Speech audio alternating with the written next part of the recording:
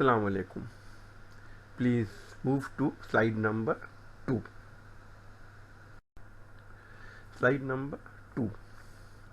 Uh, the first lecture was conducted about 10 days back, the last week.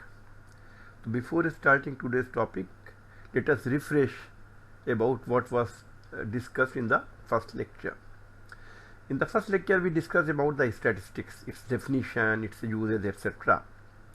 So the shortest definition is the science of data.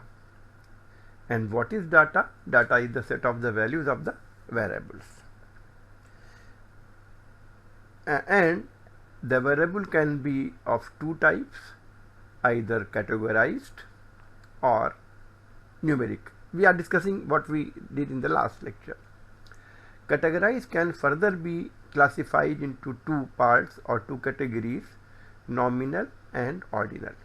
Nominal means if the categories of the variable cannot be put in order, cannot be ranked, then that variable is a nominal variable. For example, nationality, blood group, etc. Ordinal is that one where you can rank the categories in some order. For example, non-smoker, light smoker, heavy smoker. So you can put them, you can assign them the rank. Any variable with two categories is always nominal. Second type of variables are numeric. They are again of two types, discrete and continuous. And we have discussed them. Then discrete, we just count the number of patients reporting in a clinic, number of operations conducted on a particular day or in 1 month, etc. Continuous, where the value is a continuity. It may have decimals also, height, weight, BMI, etc.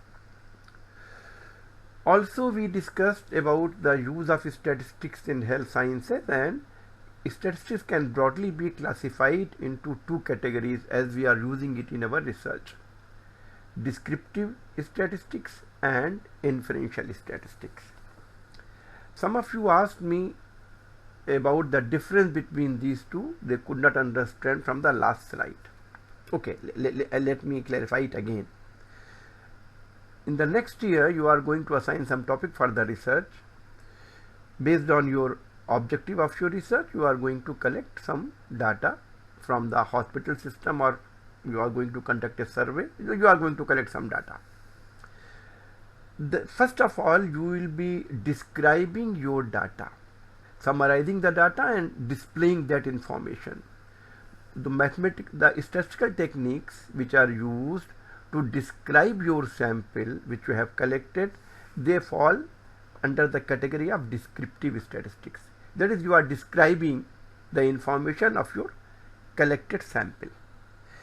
It may be either in the form of table. You may give the table, you may draw some charts, you may give some constants. This we will discuss. Measures of location. You may say that the people from Muscat have the sample from Muscat people shows average BMI suppose 24.8, and from say Salalah it gives you 23.3. So these are single values, but they are describing the sample. That is, the people in Muscat are having higher BMI than the people in Salalah. And dispersion, etc., means different ways to describe your sample information falls under the category of descriptive statistics. Inferential statistics can be classified into two parts: estimation and hypothesis testing. Inference means drawing conclusion. What happens in all the researches, the information available with you is in the form of a sample. But from that sample, you draw some conclusion about the population from where the sample has been chosen. For example, if you want to know what is the prevalence rate of obesity in Oman, you are not going to go and collect the height and weight of every individual. You will select a sample of 5,000, 8,000, 3,000, 4,000, and you will find out what percentage is obese in that sample. That will be a sample information, but you are looking for the population value. You will be estimating from this information the population value. That is, you are drawing some conclusion about the population from the sample information. So this falls under the category of inferential statistics. Hypothesis testing. You are assigned some topic, or you have observed some as a doctor you are observing something, that those patients who are smokers, they are having lung problems.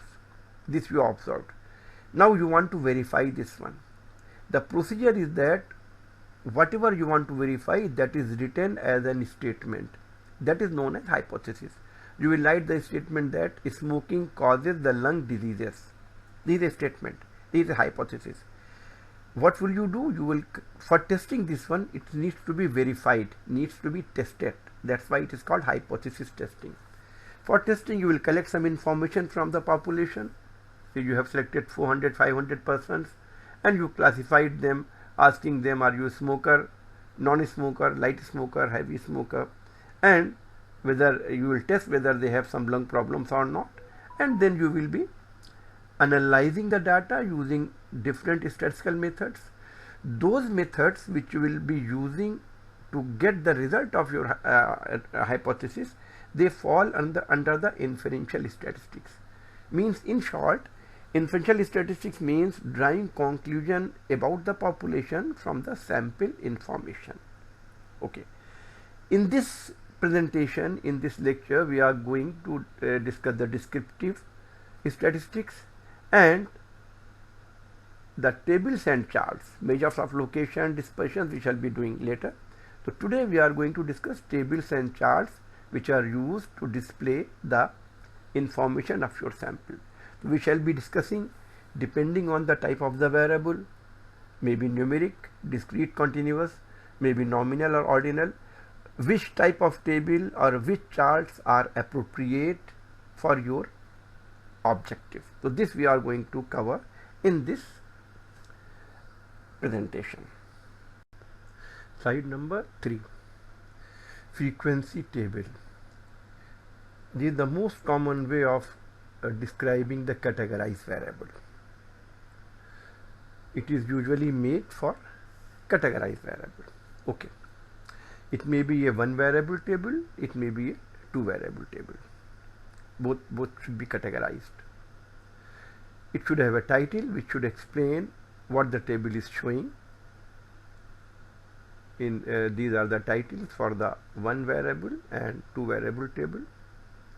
Abbreviations be explained. If you are using some short form, some abbreviations, the purpose of table is to describe your information in an easy way, so that the reader or if you are presenting, the audience should be able to understand that one. Especially the reader, audience you can explain verbally also. So it should be very, very clear. If you are using some abbreviation, they should be explained.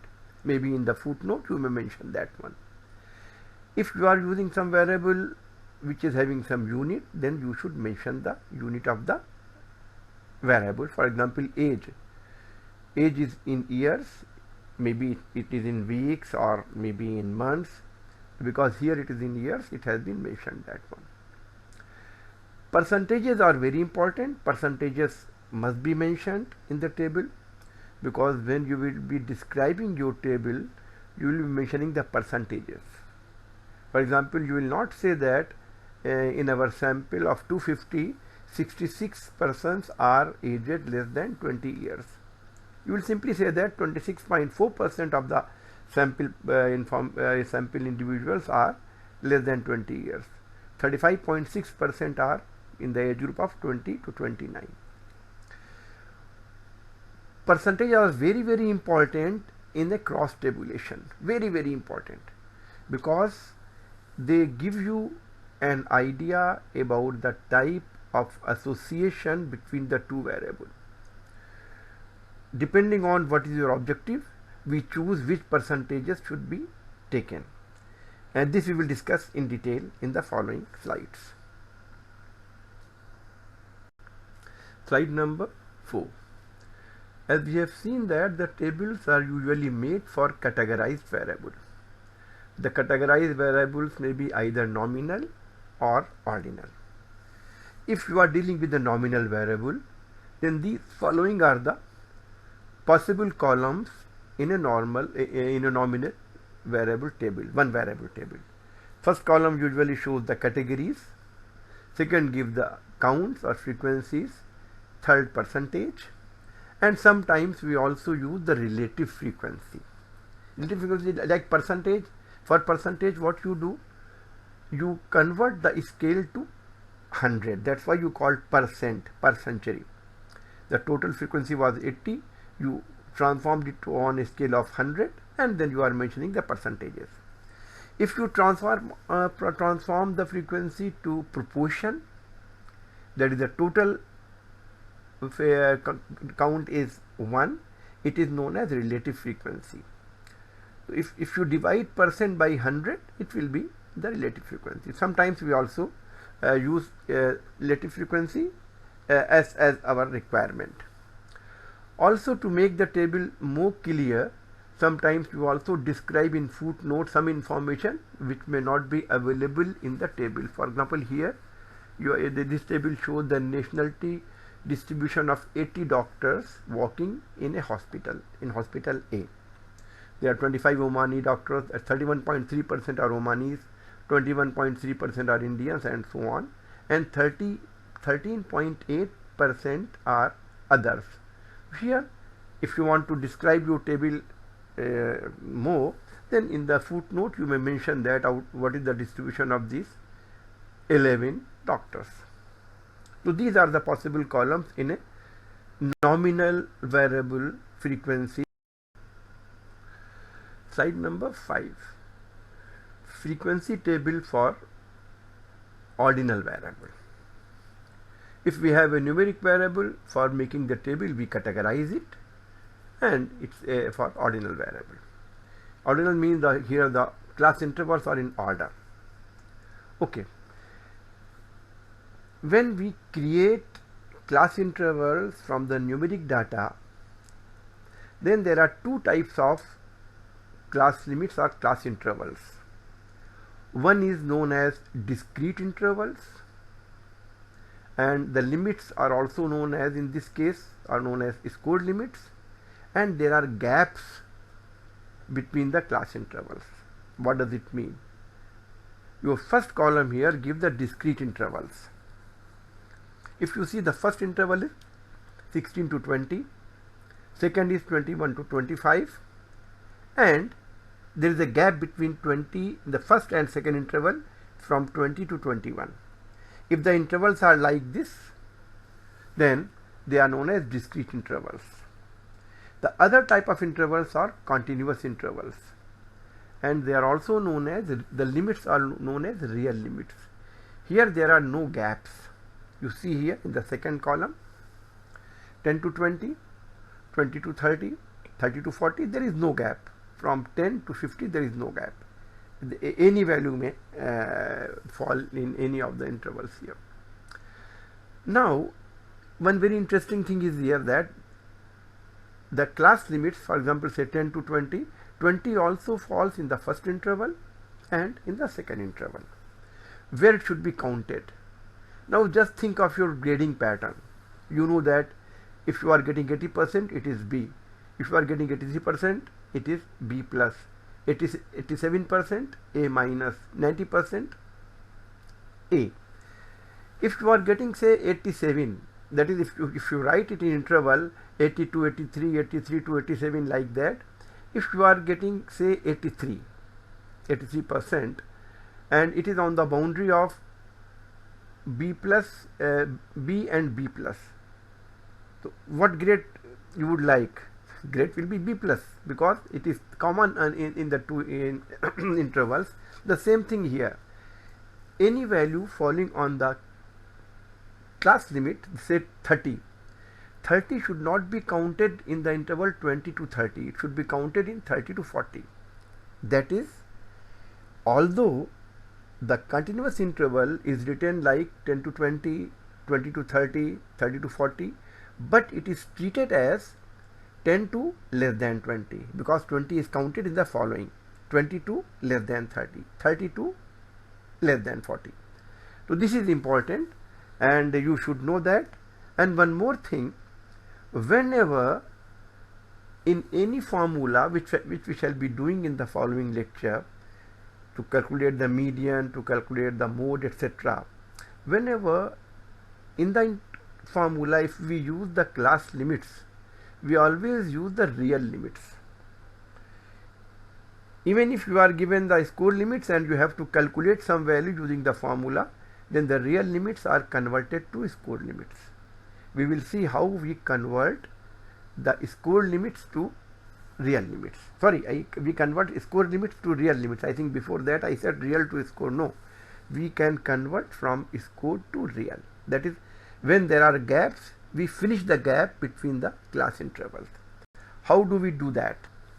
The steps for that are: find out the difference between, find out the gap value, and in this case, what is the gap value?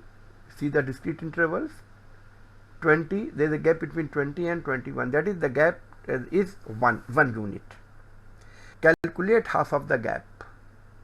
Half of the gap is 0.5. Subtract this value, that is half of the gap, from the lower limits and add these value to the upper limit of all the intervals. And therefore, the first interval would be subtract 0.16, it will be 15.5, and add 0.5 to 20.5 to 20, it will be 20.5, and then your first interval would be like this. Similarly, your second interval and third interval. Now you see that the gaps are finished and score limits or discrete intervals have been converted to real limits.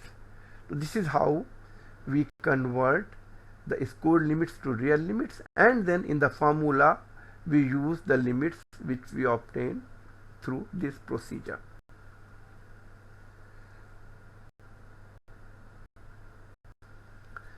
Slide number 6. Here one example has been considered just to make the difference between the score and real limits clear. See it. The example is: following data gives diastolic blood pressure of 30 individuals. Values are arranged in ascending order. That is the minimum value is 72. The maximum is 100. They are arranged in order. Now, the question is, in the following table, there are two tables given here. Add required number of class intervals. That is, you have to, based on your data, you have to add the intervals, and the corresponding frequencies are to be written using the data values. Let us take first the table number 1. See the class intervals, first and second. Is because there is a gap, the first interval ends at 76 and the second starts at 77. These are the score limits. In score limits, both 71 and 76 will be included in this interval. That is, if you see in the data, the number of observations falling in this interval are 72, 74, 76. Okay, it will be frequency is 3. What about the second interval, 77 to 82?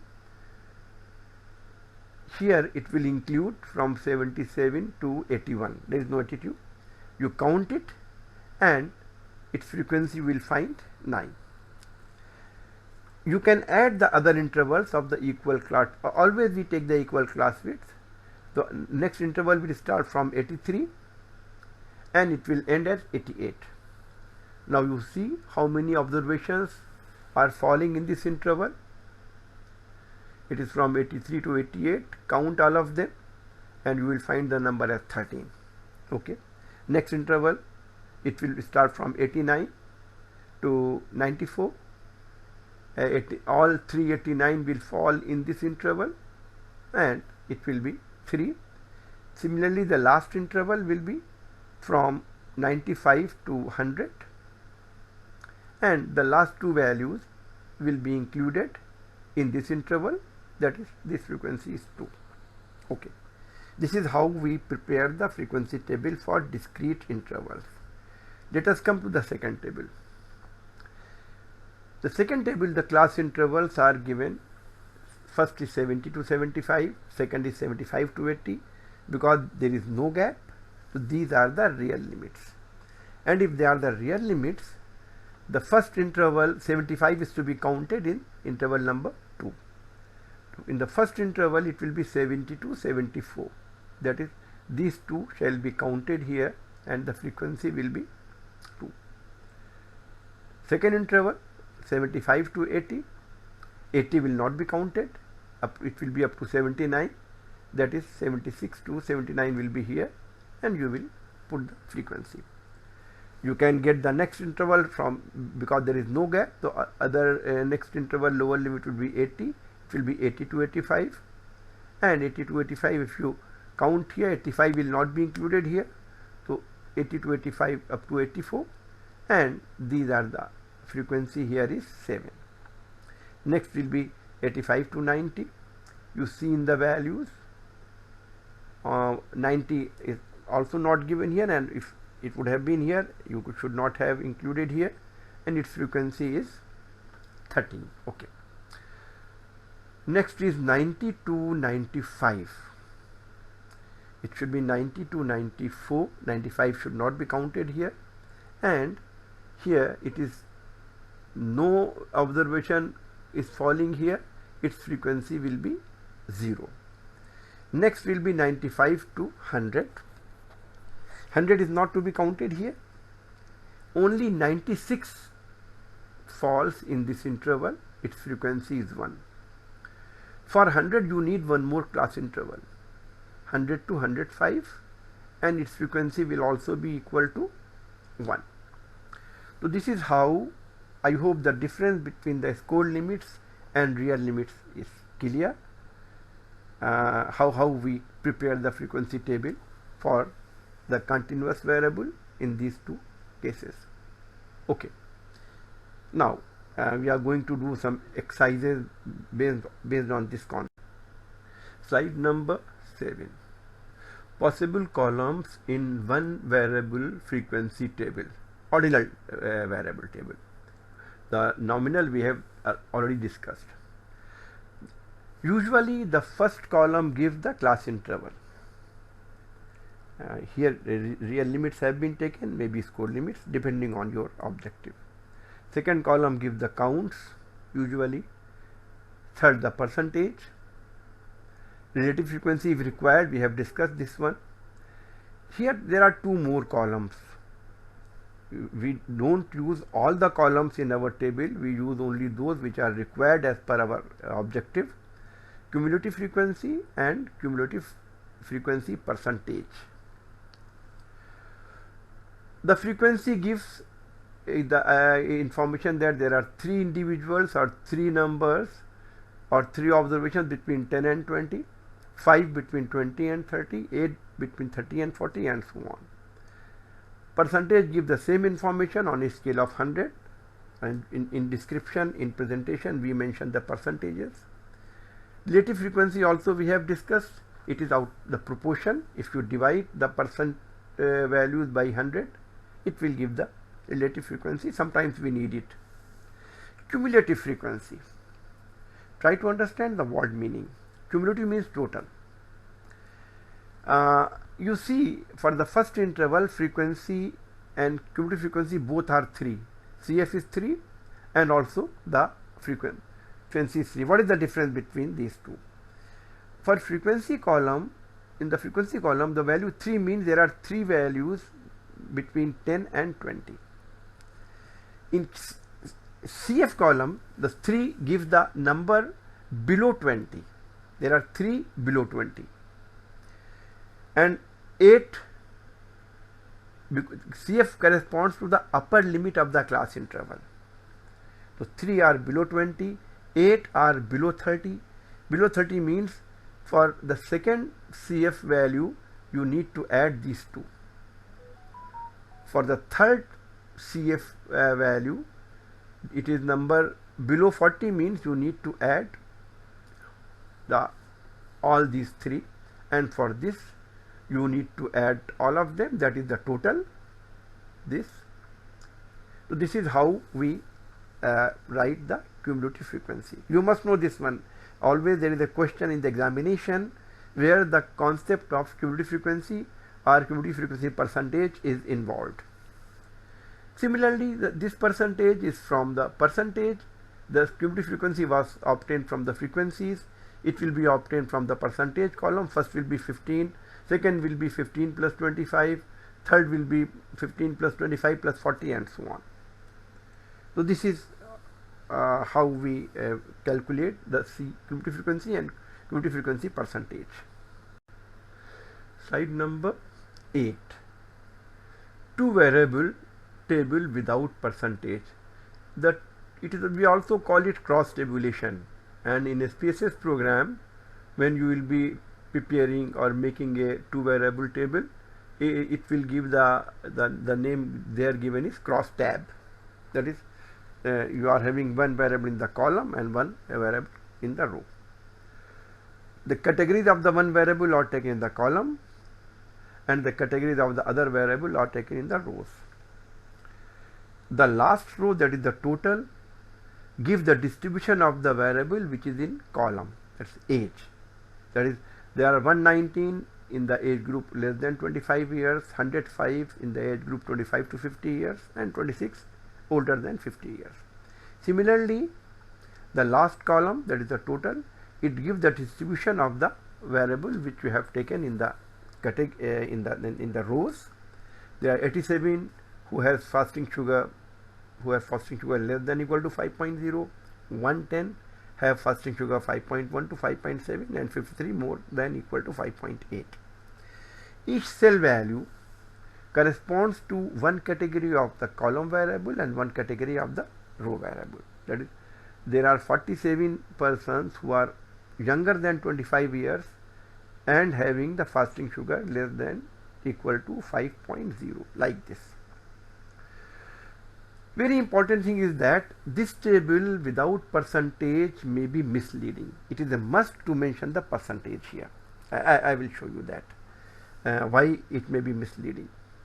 As a doctor or as a healthcare person, your concern is about the diseased group, that is those who have fasting sugar more than or equal to 5.8, the diabetic persons. If you see the frequencies here, there are 10 persons diabetic in the younger age group, 29 in the middle age group, and 14 those who are older than 50 years. If you only see the numbers, it may come to your mind that the age group 25 to 50 years is having highest number of diabetic persons. That is, this is the age group which is having the highest risk of the diabetes. But this is not the true picture. Same table I am going to show in the next slide, where the percentage have.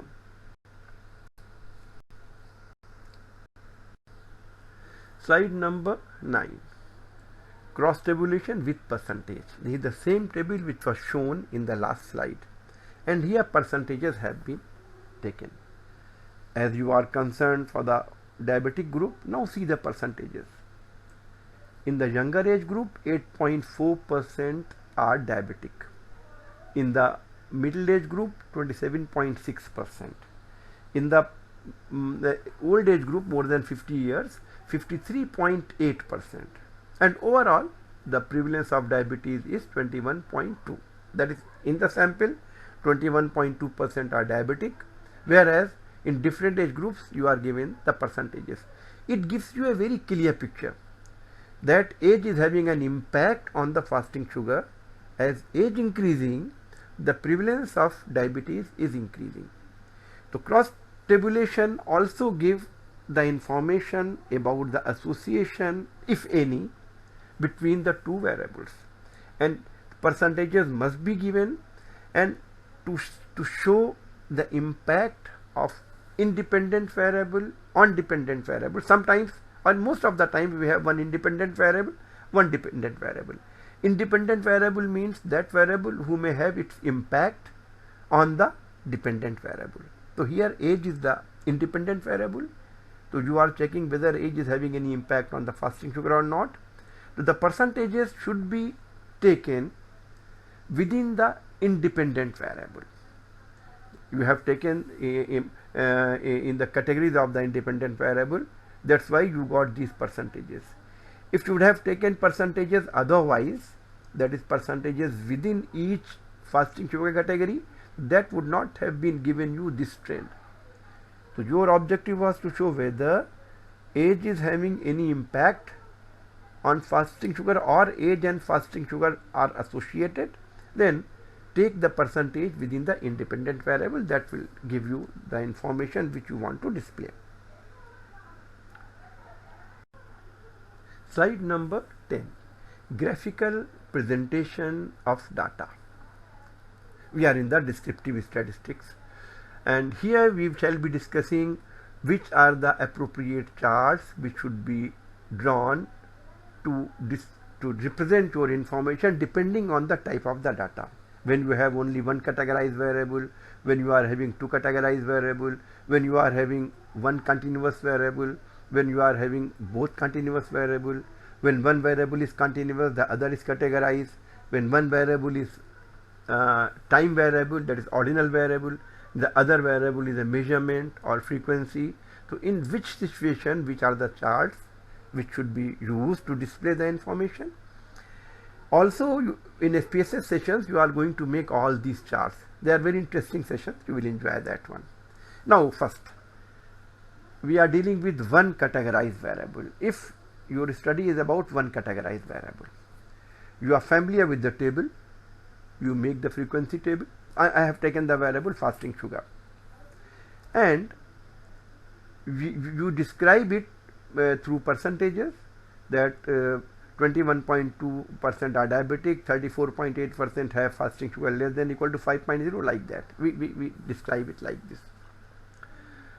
The same information can be shown as a simple bar chart. Here, the categories of the variable are taken on, we call it category axis. The x-axis, we call it category axis. The different categories, here it is 3, 4, 5, as many categories, they are all taken on the category axis, and the height of the bars are in proportion to the sizes of the categories, the percentages, and you may instead of table, you can use the bar chart and you can describe it. The same information can also be shown as a pie chart. Pie chart is actually we classify the circle into slices, and the proportion, the size of the slice is in proportion of the size of the category. Here this pie chart is giving the same information as the frequency table, and the bar chart is showing the total angle. In taking the different slices, we draw the angle, that is, we classify the circle from the point in different slices, and the slices are having angles, and we calculate the angle, degree of the angle for each category, and the formula for that is relative frequency into 360, because the total angle at the center point of the circle is 360 degrees. So for each slice, we see its proportion and multiply that proportion by 360 to get the angle for that slice. For example, for category less than equal to 5.0, the first category, what will be the degree of angle? It will be relative frequency, that is this, the frequency is given 87 and total frequency is 250, and therefore it is equal to relative frequency into 360. Relative frequency is frequency upon total frequency, that is 87 upon 250 into 360, and you will get the angle for first category as 125.28 degrees. Similarly, for the last category, the relative frequency, that is this frequency is given as 53, and relative frequency will be 53 by 250 into 360, and the angle will be like 76.32. So we calculate the angle, and then we draw the pie chart. You will be making the pie chart also in your SPSS sessions. Slide number 11. When your study is about showing the association between two categorized variables, you are familiar with the frequency table. We have discussed this one. We take one variable on the x in the column and other in the rows. We prefer to take the independent variable in the column, and we take the percentages within the independent variable, and then using the percentages we describe, as it's showing very clearly that age is having impact on the diabetes. Prevalence of diabetes is changing or increasing with age. This information can also be shown as a clustered bar chart, this chart. And here on the category axis we take the categories of the dependent variable, that is fasting sugar, and heights of the bar are the percentages which are shown here, percentages within the age groups. These are the 3 age groups, and these heights or percentages give the heights of the bar give the percentages. Here this cluster of the last, the diabetic group cluster, it gives the information. You see the light green is the younger age group, dark green is the middle age group, and so on. So this cluster gives you the information about the trend of the prevalence of diabetes in different age groups. What if you think this is better than the table, you can use this in your presentation. Another way of showing this information is through clustered pie chart. Here a pie chart is drawn for each independent category variable, that is for each age group the pie chart is drawn for the dependent variable, and here the percentages are in different slices which you want to compare. The 8.4% are diabetic. This slice shows the diabetic group. In the less than 25 years, 8.4% diabetic, 25 to 50 years, 27.6%, and more than 50 years, 53.8%. This gives the same information as the cluster bar chart is showing. Whatever you think is appropriate for your presentation, you may choose the one. We are going to discuss both of them, how to make them. One thing is interesting with the pie chart. I prefer pie chart in my presentations. The reason is that you can further split this pie chart for a third variable. What I mean, suppose you want to see, this is showing that as age increasing, the prevalence of diabetes is increasing. You may be interested in knowing that whether this trend of increase of prevalence of diabetes is similar among males and females.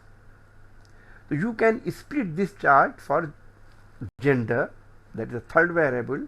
That is not possible in clustered bar chart. It is possible here, and in presentation that helps a lot. So in the next slide I am going to split this pie chart for gender.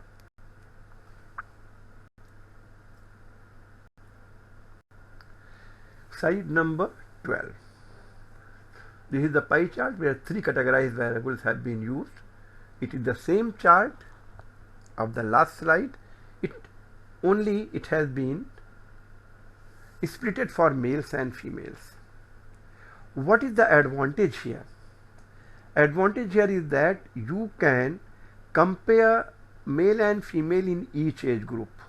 In younger age group, more males are diabetic than females, 10.3%, 6.6%. In the middle age group, again more female, but only some difference there. But if you see in the older age group, it's huge difference. 43% males who are older than 50 years are diabetic, whereas 58% females. That is, the impact of age is more on females than males. This is one thing. You can have this idea. Also, you may separately observe the trend among males and females. Here among males, the diabetes increasing with age is 10.3, 26.9 and 42.9. where among females it is 6.6, 28.3 and 57.8%. So in presentations, these type of charts are very useful, and they may solve your purpose of presentation of the particular whatever you want to display. You can use this chart to convey your information. Slide number 13. If you are dealing with one continuous variable, or your study variable is a continuous variable. So far in the earlier slides we discussed about the categorized variables, and we use the pie chart, bar chart and the frequency table for categorized variable. If you have one continuous variable, say BMI, and you want to display the distribution pattern of the BMI. The distribution pattern of the BMI of a continuous variable is shown by making use of the histogram. It is known as histogram. Histogram is having the bars adjacent to each other. And how do we write? On the x-axis, we take the class intervals. The class intervals must be the real limits. Must be the real limits. We take the intervals here, and on each interval the bars are drawn in proportion to the size of the frequency. It gives us an idea. You see here, it also, the computer will give you also this information when you will make the bar chart, the histogram chart. It will give the average BMI, it will give the standard deviation. Standard deviation will be discussed after 1 or 2 lectures. It gives the variability information. You see here there are some extreme values on the right side. That is, there are few values which are having high BMI, and the most of the persons are having BMI between 22 and 26. So this is your histogram, which is used for one continuous variable to display the distribution pattern of the variable under study. Slide number 14.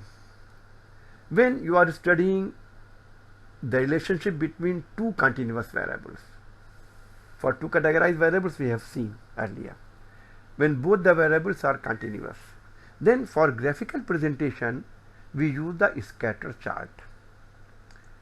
We take one variable on the x-axis and the other variable on the y-axis. If one of the variable is independent and the other is dependent, then we prefer to take the independent on the x-axis, and we plot the points. The points give us an idea about the type of relationship. If you see here, when percent body fat is increasing, that is, you move toward the right side, you will see that the scatter points are moving upside. That is, as percent body fat is increasing, body mass index is also increasing. That is, there is a direct relationship between the two, and this information we can get. What is the degree of relationship? That's a different thing. We are only discussing now the graphical presentation. So just to show the relationship between continuous variables, a scatter chart is made to display that relationship. Slide number 15, regression line. This we shall be discussing in the next semester. It's not a topic to be discussed now. I will just give a simple idea about this one. When the two variables are having a strong relationship, and when one is independent and the other is dependent, so the independent variable is taken on the x-axis and the dependent variable is taken on the y-axis, and the scatter chart is drawn. This we have seen in the last slide, and we draw a regression line passing through these points, and this line is used, and the equation of the line, computer will also give you the equation of the line. This equation of the line the computer will give you. Making use of this equation, you can predict the value of the dependent variable, that is y, that is waist here, for a given value of the x, that is for a given value of the independent variable. So if you have drawn a line, then you can predict or you can estimate the value of dependent variable from the given value of the independent variable. This we shall be discussing in detail in the fall semester. A complete topic, correlation and regression. There we will discuss this.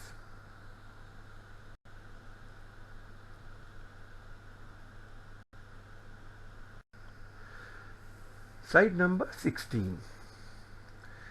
Trend lines. Actually, these lines display the trend with respect to time, and the trend lines are drawn when one variable is a time variable or ordinal variable, and the other variable is a measurement or counts. I will explain that one. What does it mean?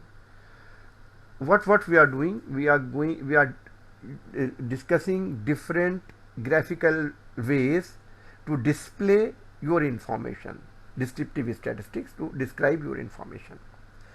If you are having one variable, a time variable, that is ordinal variable, and the other variable as a frequency variable or measurement, like this. So first let us discuss this table and then we will discuss that one. You are given the number of admissions. This is the real data. I took it from the internet. Number of admissions in SQU from 2001 to 2011. This is a the raw data. You cannot get any information from the raw data unless you summarize it, unless you organize it or categorize it as per your requirement. Do you want to display this admission trend from 2001 year to 2011? The ordinal variable, which is the time variable here, is taken along x-axis, and here it is frequency. It may also be the measurement, and the frequency variable or the measurement variable is taken on the y-axis. And for each pair you have two values. One for 2001 x value, the y value is 3482. You can plot the point and you can draw the line. So this line gives you the trend. That's why it's called trend line. The admissions from 2001 to 2011. Now you can notice the unusual things. We expect that every year, because the new courses are being introduced every year, the number of admissions should increase. But if you see here, there was this decrease found in year 2002, and also there was a decrease observed in 2008 to 2009. So this is if you see the raw data, you cannot notice this decrease, but the graph shows very clearly if something is unusual. This is when one variable is ordinal, that is year, and the other is frequency. What does measurement means? There are some variables which we measure. For example, body temperature. If you visit the hospital and you will find, if you see the file of the inpatient who are admitted there, sometimes the doctor keeps the record of the temperature. If the disease is something like that and he wants to see the impact of the medicine, whether the temperature is controlled or not, then he asks the sister, okay, record the temperature after every 2 hours, 6 a.m., 8 a.m., 10 a.m., 12 noon, 2 p.m. and so on and so on and so on. So here the timing is the time variable, the ordinal variable, and the record of the temperature is a measurement which the sister is recording. That can also be shown as a line chart, taking time on the x-axis and the measurement on the y-axis. That will very clearly show the fluctuation in the temperature, at what time the temperature increases, at what time the temperature decreases. Also on the same page, 2, 3, 4 days temperature may be mentioned for having a comparison. For example, here we are also going to do that one. Suppose you want to see what is the in the admission, what is the ratio of the male female admission in each year. If you are given this information, also the number of males admitted and number of females admitted in each year, you can draw the two lines as shown in the figure 2 here, And also here you see that as I told you, it's a real data. Always the number of females admission are more than the male admissions. And if you want, depending upon why you are making the chart, what you want to see. Suppose you want to see the difference between the males and females. So you see here there is a big difference in the number of admissions. It is 1600, below 1600, and that is more than 1900 in the about 1800 something, more than 1900. And also here there is a big difference, and also here there is a big difference. So it depends upon why you are making the chart.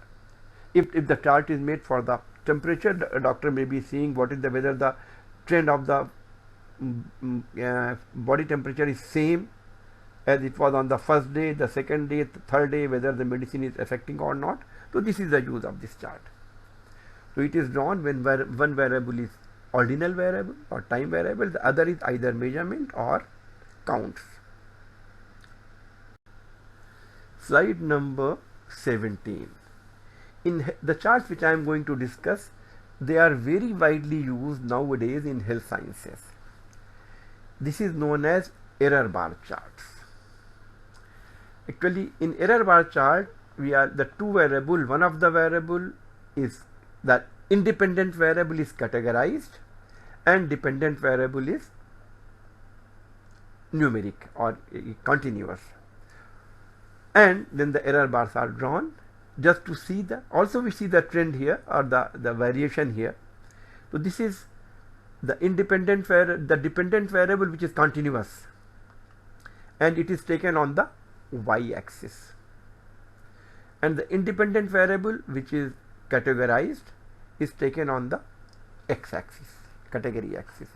And the error bar gives the average of the sample for each category of the independent variable and the variability. What I mean, if you see the error bar and the values, the value gives the mean. The average BMI of the younger age group was 22.1 of and 24.2 is the average of 20 to 29 years age group, and from 30 to 49 years the average is 27.8. Very interesting thing is that after 50 years and above, the BMI is going down. That is, it gives you that one more thing. Okay, I will explain that one. First let me show here this chart.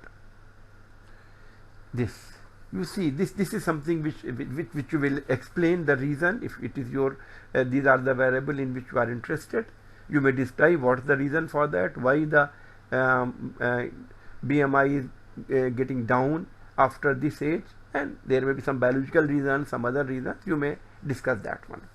So these are known as simple bar chart, simple error bar chart, not bar chart, error bar chart.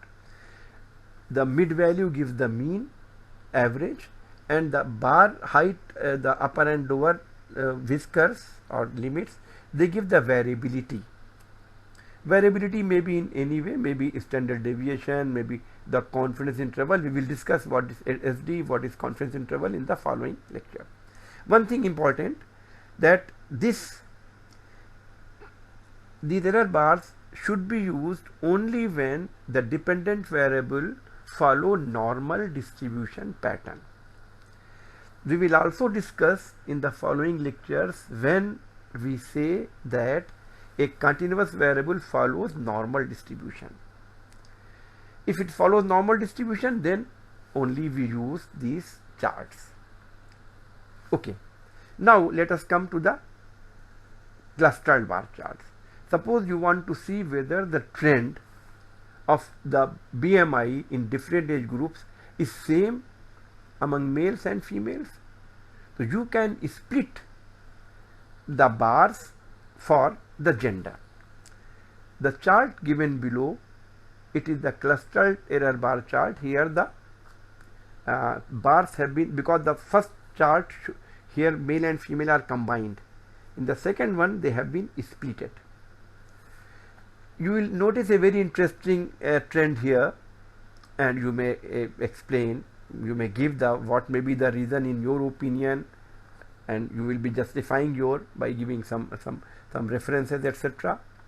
Here you see that below the age 30 years, the males are having BMI more than females, and after the age of 30 years, here, although not very much different, but the average BMI of female is more than males. And if you see, among females, there is a very sharp increase from age 20 to 29 to 30 to 49. 23.3 is the average in the age group 20 to 29, and 28.1 is the average in the age group 30 to 49. And among both males and females, there is a downward trend after the age of 50 years. So this is how you may use this chart in your presentations, and you may, whatever trend you are observing, you may give the reasons, maybe some biological reasons, maybe some other reasons, and you may explain that one. So these are the error bars. I am again repeating that one is the independent variable that is categorized. Dependent variable should be normal, only then you can use this error bar chart. Okay. Slide number 18. Box plots.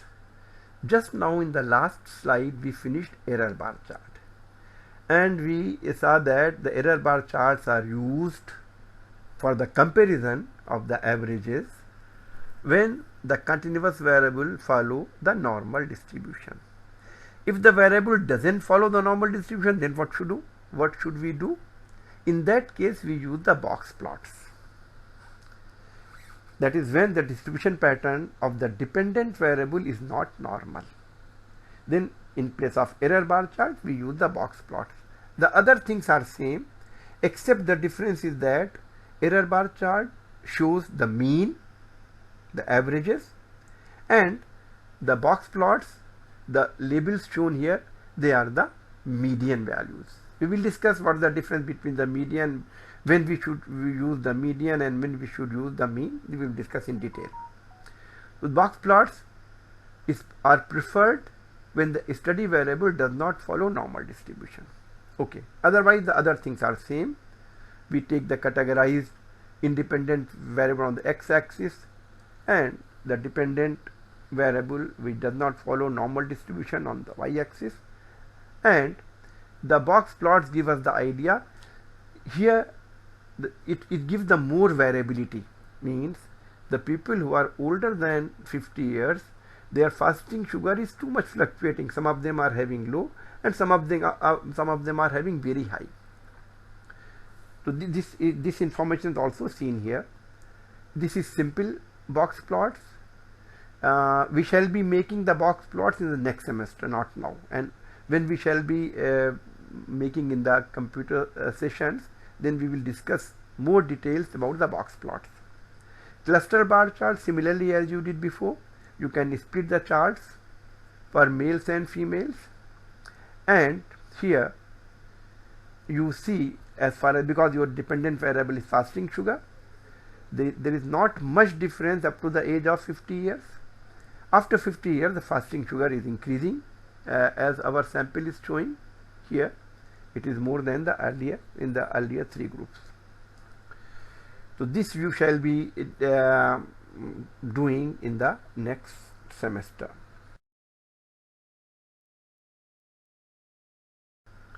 Slide number 19. Here we are going to discuss a description of the box plots. When you will make the box plots, it will give you the median. The label are showing the median. It will give you the first and third quartiles. First quartile is that value below which are the 25%. We will discuss the quartiles in the next lecture. And third quartile means third quarter means that value below which 75%, above which 25%. It also gives the extremes. Look, in the analysis, sometimes we exclude the extreme values. Suppose you are looking for the relationship between blood pressure and say fasting sugar or any other variable, cholesterol, And if some people are having very high blood pressure, then you will not include them, because of very high blood pressure there may be some other complications, and it's better to exclude that from the analysis, from the study. So the box plot also gives you which are the extreme values, and also give the outliers. Sometimes we also exclude the outliers depending on the nature of the study. And these two bars, they are known as whiskers. We will discuss them in detail in the next semester. Here there are three extremes, here is one extreme, and how we identify the extremes, how we remove them, that will be discussing in the next semester. Slide number 20. A very important question from your point of view, this slide, this 4 slides now. What type of questions can be asked on this presentation? Okay, we covered the frequency table, real limits, score limits, different types of charts, etc., etc.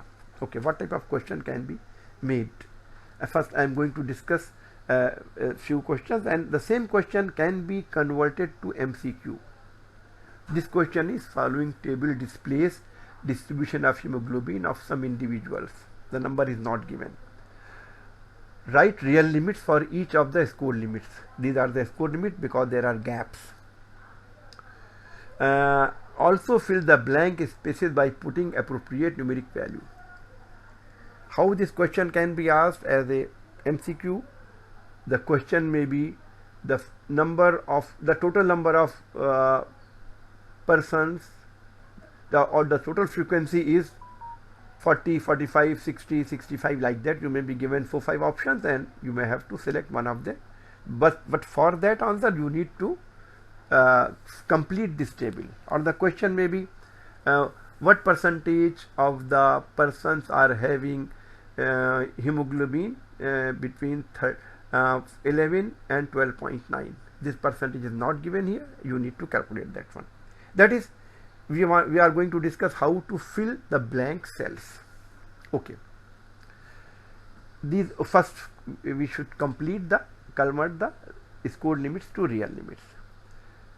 For converting the score limits to real limits, we have seen that we find out the difference, and then we make the difference half.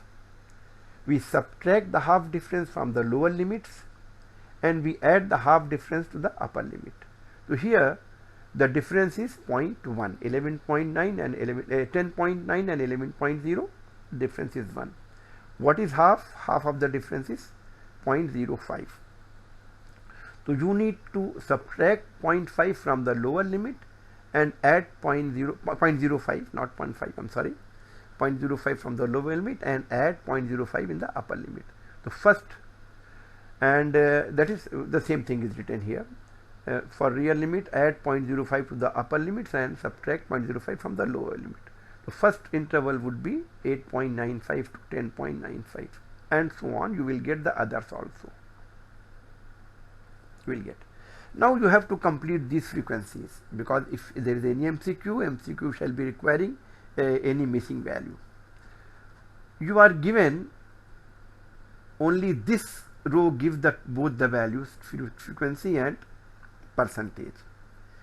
If you are good in mathematics, there are some students who are very sharp in mathematics, they have mathematical mind, then very quickly you can get the result, but I will come to that later. You want to fill the blank cells.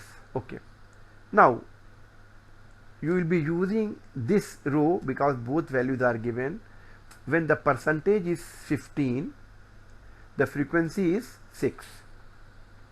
When the percentage is 1, frequency will be 6 by 15. When the percentage is 100, the frequency will be equal to 40. That is, you got the frequency, total frequency as 40. Okay. Similarly, you can get the others.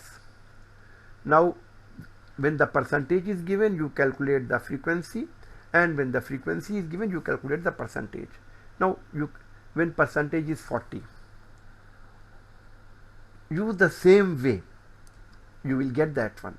But if you are sharp in mathematics, you will see that first one gives you that the percentage is 2.5 times of the frequency. That is, if you are converting from percent to frequency, divide percent by 2.5. If you are converting from frequency to percentage, multiply frequency by 2.5 and you will get that. Or you use the same technique as it has been done. For 40, you will get this value as 16. Divide by 2.5, or use these steps which have been taken here, it will be 16.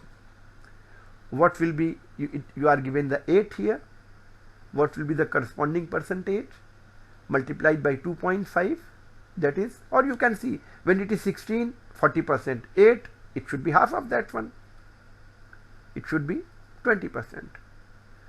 Now the unavailable you can get directly by subtraction. The total should be 100, and therefore you will get it 100 minus 75 means it will be 25. Similarly, you will get this 40 minus, it is 6 plus 16, 22, 30. So this frequency will be 10. And depending on what is your MCQ, you can put that value. You can do it very quickly if you know you are good in mathematics. Okay, these types of questions you may get, MCQs, and also maybe in calculus. Slide number 21. It is a very good question.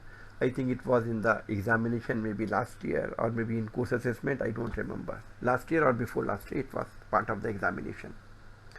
Following table displays BMI distribution of a group of persons. Again, the number is not given here. The question may also be what is the number of what is the sample size. Using the given values in the table, fill the blank cells by putting appropriate numeric values. You are given a column frequency, percent, cumulative percent. Okay. Cumulative percent. The first cumulative percent, this is given. The first row will solve all the will give you all the cell values. It is 24, and therefore the first cumulative percent should be same as this one. Also the first CF is same as the frequency, and first CF percentage is same as the CF percentage. Now the rest you need to calculate. Also an MCQ is given down. Frequency of the class interval 24 to 30. That is, you need the frequency of that interval. Okay. What will be this value? The last value will always be 100% for the cumulative percent. It is 100. Okay. Because it is the percent and it should be the total of that one. These two values will give you this value. 64 is less than 24 and 24 is less than 80. The difference between these two will be here, and that will be 40. The value will be 40 here, 40%. Similarly, 64 and 88 will give you this value. 88 minus 64 means 24. It is 24. And the last will be, you will get 100 minus this total, because the sum of the this total is 100, and then you will get it 24, 24, 48 means 88, it should be 12. Okay. Now you need the frequency, because the question is about the frequency. If you observe here, this was given to you, and frequency is half of the percent.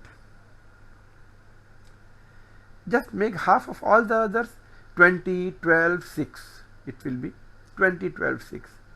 And also you can get the total here. Total will be 40. 50, sorry, the total 50. Now the MCQ, 24 to 30 and 24 to 30 this one, and therefore the answer here is 12. So these types of the questions can be created on these topics. Okay. Slide number 22. Following table shows the distribution of birth weight of 300 babies born in SQU during year 2013. Okay. this table is given to you. You want to display the above information as a pie chart. Degree of the angle for the slice created related to weight group 3.5 to 4 kg is. That is, you are interested in this age group. This age group means this, where the frequency is 60. You can get the degree of angle using this relation, relative frequency multiplied by 360.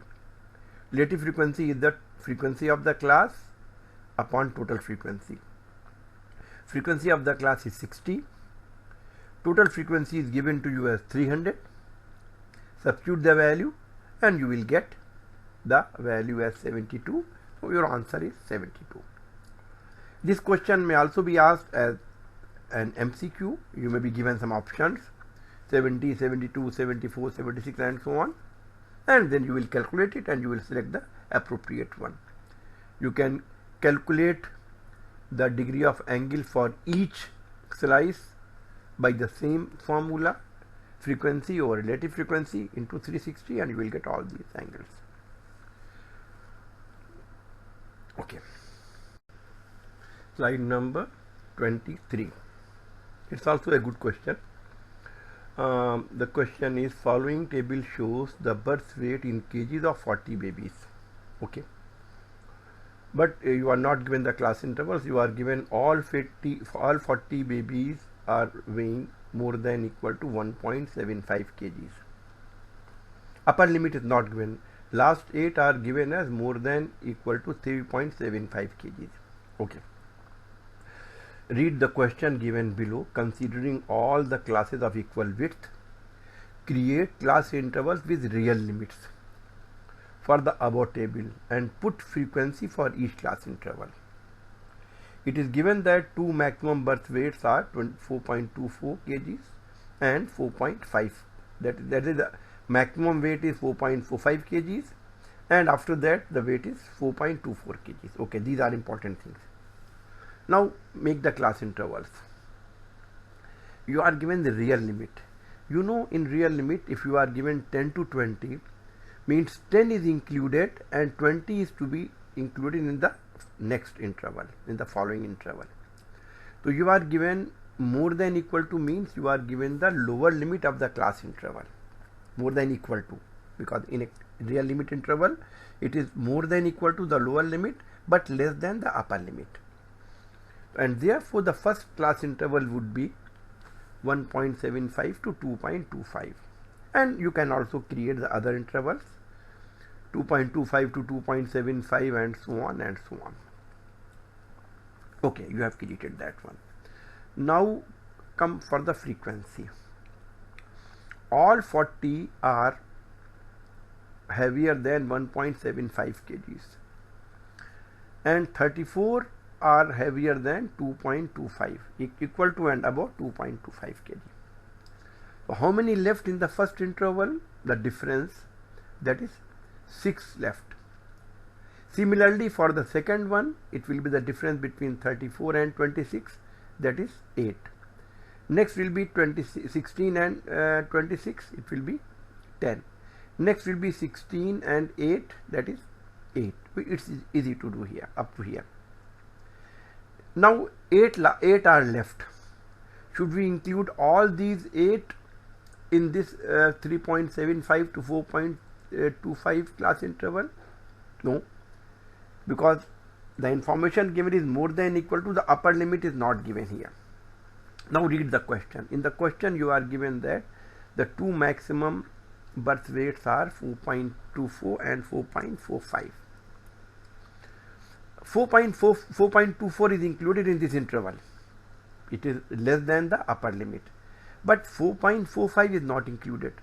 For 4.45 you need to create one more interval, and this interval will include only one baby, and therefore its frequency is 1. How many left in the previous class? 8 minus 1, that is 7.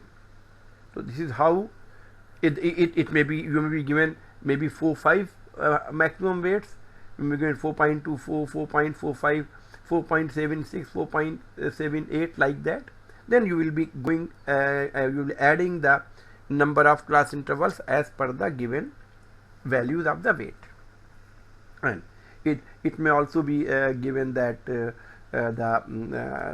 MCQ, that you may be given, write the frequency of the last class interval.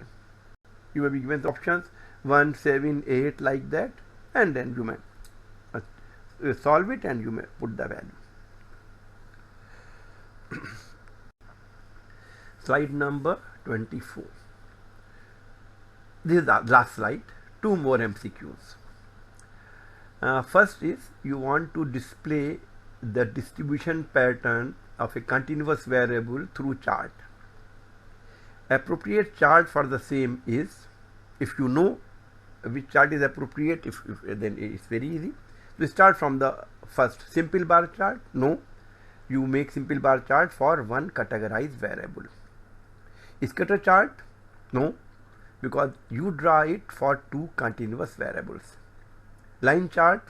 No, line chart is drawn when one variable is ordinal, that is time variable, the other may be a measurement, may be frequency. Histogram? Yes, histogram is the only chart which you use to display the distribution pattern of a continuous variable. Okay. Second question.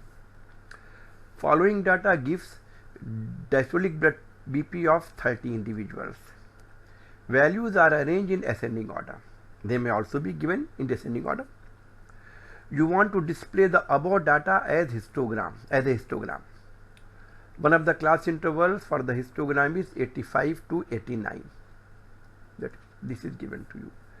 Frequency of this interval is, look, you should know that histogram, on x-axis we take real class limits. Means this is the real limit, not the scored limit, because you are going to draw the histogram. And in real limit, it should count number of observations starting from 85 to 88, 89 should not be included here. That is, you will select from here 85 to 88. That is 1, 2, 3, 4, 5, 6. So your answer is 6. Okay, that's all. You may be given the question. Some more questions may be designed like this, MCQs. I hope you will enjoy this and also the MCQs. All the best. Good luck.